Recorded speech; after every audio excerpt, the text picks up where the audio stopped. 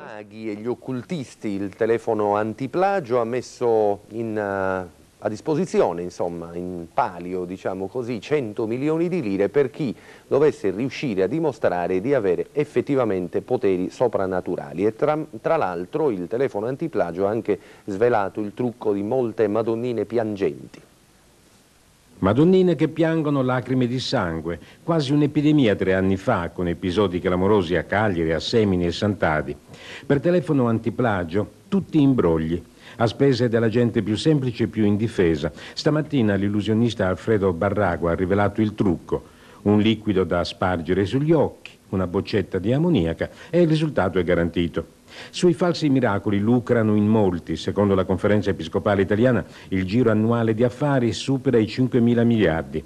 E allora telefono antiplagio, così come alla fine dell'Ottocento fece Houdini e più recentemente anche James Randi, che offrirono cifre astronomiche per smascherare i falsi maghi, lancia una nuova sfida: 100 milioni per un mago che accetti di mostrare ad una commissione di specialisti i suoi poteri paranormali. Sì, esatto, la sfida consiste in questo: chi ci dimostrerà di avere dei poteri paranormali vincerà un assegno in euro di 50.000 euro, appunto, cioè 100 milioni di lire. E lo facciamo perché dopo tante chiacchiere vogliamo finalmente sapere se questi signori hanno dei poteri o no, che la smettano di dire stupidaggini.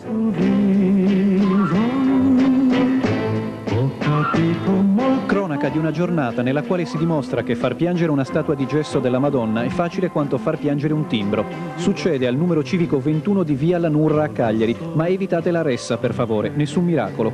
Il locale angusto è quello del Circolo Culturale Edmondo De Amicis. Alle 10, ora d'inizio della conferenza stampa, le telecamere sono già tutte schierate. L'appuntamento è di quelli da non perdere. Il comunicato parla chiaro: come far piangere una statua davanti a telecamere, macchine fotografiche e testimoni. L'esperimento sarà eseguito dall'illusionista Alfredo Barrago. Barrago è lì, pronto a stupirci con i suoi effetti speciali. Con lui i due compari, Giovanni Panunzio del telefono antiplagio e Sandro Masoni del CICAP Sardegna, il comitato per il controllo delle affermazioni sul paranormale. Ma a richiamare l'attenzione dei presenti è un assegno di 50.000 euro, 100 milioni tradotto in lire, e a disposizione del primo operatore dell'occulto capace di dimostrare davanti ad un comitato di esperti di avere poteri paranormali. Il primo impulso è quello di provare a mettersi in lista, poi prevale il senso del dovere. Loro l'hanno definita terza sfida per il terzo millennio. Le precedenti sono quelle del prestigiatore Houdini ad inizio secolo e dell'illusionista James Randi, che negli anni '80 mise in palio $1 milione. Ma l'attenzione è tutta per la Madonnina. Panunzio approfitta dell'attesa per rivendicare la presenza di un prestigiatore nella commissione che controlla la veridicità degli effetti sul paranormale. Sparisce Sandro Masoni della CICAP, ma non è un miracolo, anzi scopriremo poi che fa parte del trucco. Trucco sì, perché la Madonnina lacrima veramente, il liquido è rossastro in onore alle telecamere, ma non è sangue, sarebbe troppo truce, dice Barrago. Proprio la sua presenza è la conferma che c'è il trucco e anche l'inganno. La successiva lacrimazione del timbro è grottesca, forse poco televisiva ma efficace, tremendamente efficace. Dopo l'esibizione è la volta delle interviste, ognuno dice la sua. Perché la Madonnina di Civitavecchia e non quella di Assemini? Perché quella di Assemini è stata fermata, meno male, quella di Civitavecchia no, e bisogna fermarla. Tra l'altro io sono a conoscenza di un fatto: 2 mesi prima che accadesse mi era stata preannunciata da qualcuno che mi sfidava. Civitavecchia, vescovo ingannato? Il vescovo secondo me è stato ingannato, quindi bisognerebbe esaminare con molta attenzione tutti gli atti e vedere e capire perché all'interno della commissione 2 della commissione si sono schierati contro. Qual è il ruolo del CICAP in questa dimostrazione di oggi?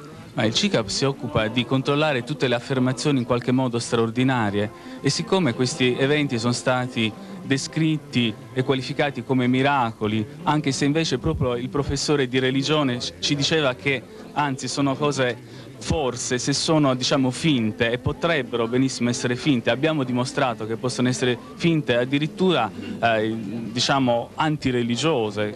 Ci sono almeno una 50ina di modi che io conosco, per metodi, insomma, trucchi per farla piangere. C'è un caso nel quale Alfredo Barrago è venuto qualche dubbio? No, sinceramente no. Sinceramente abbiamo seguito 70 casi di questo piagnisteo di statuine e alla fine abbiamo sempre notato che nella maggior parte dei casi c'era il non trucco, cioè imbrattare semplicemente una Madonnina, metterla in giardino. Per i più pazienti c'è anche la soluzione, come nei giochi enigmistici a fondo pagina e rovesciata. Nell'aria resta l'acre odore dell'ammoniaca e tanti dubbi sulle tante madonnine che hanno versato lacrime negli ultimi anni.